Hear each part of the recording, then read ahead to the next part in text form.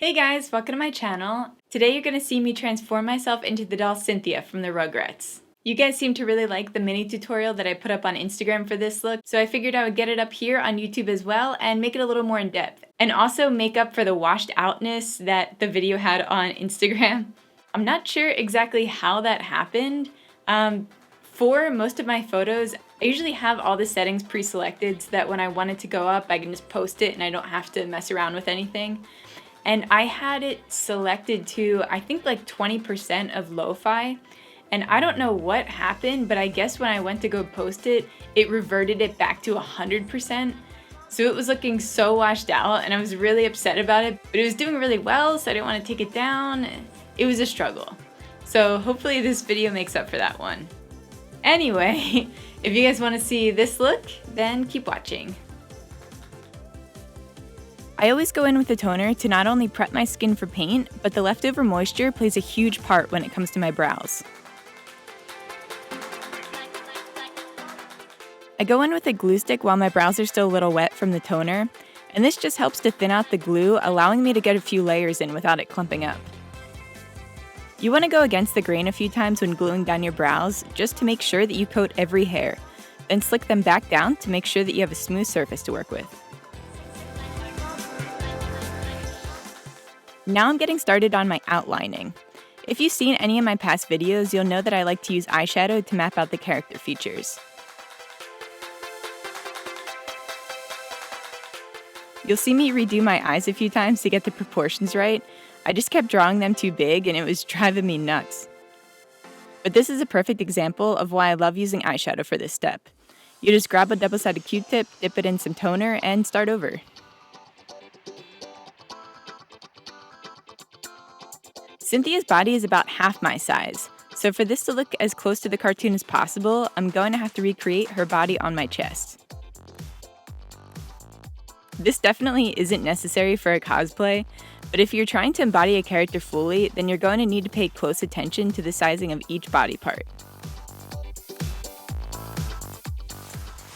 Now I'm just putting my hair back in a ponytail so that I can start applying the bald cap. If you're going out in this look, for whatever reason, you would want to tuck your hair inside the cap and seal it from front to back. But since I'm just here for your entertainment, I'm just going to pull that part down in the back and secure it to my ponytail to keep it tight. To keep the bald cap in place, I'm just gluing that down with some spirit gum. Then going in with liquid latex, I'm covering the edges to give you a smooth transition from skin to bald cap. This step is really important in making you one with the bald cap. When you go in with paint, it will look seamless. It's just like you're really bald. Cynthia has a very pinky undertone in her skin, so I created her shade using pink, orange, and white. Then I just go in and start filling in the rest of her features.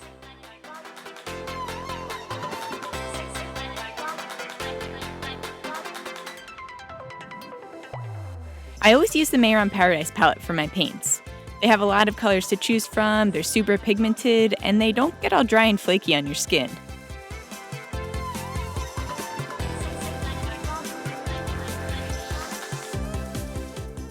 For the areas of the body that I can't use, I'm just going to blend those into the background using blue.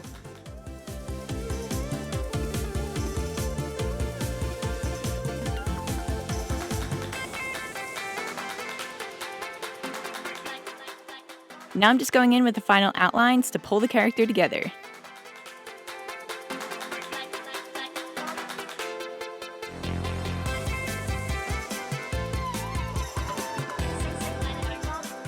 I've said it once and I'll say it again.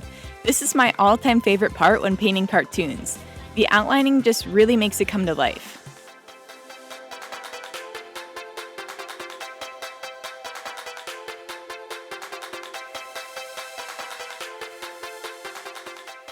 Cynthia definitely started the wavy brow trend, so whoever took credit for that is a liar.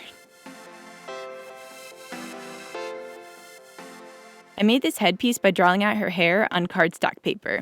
So I just outlined it with black marker and I taped it to a plastic headband.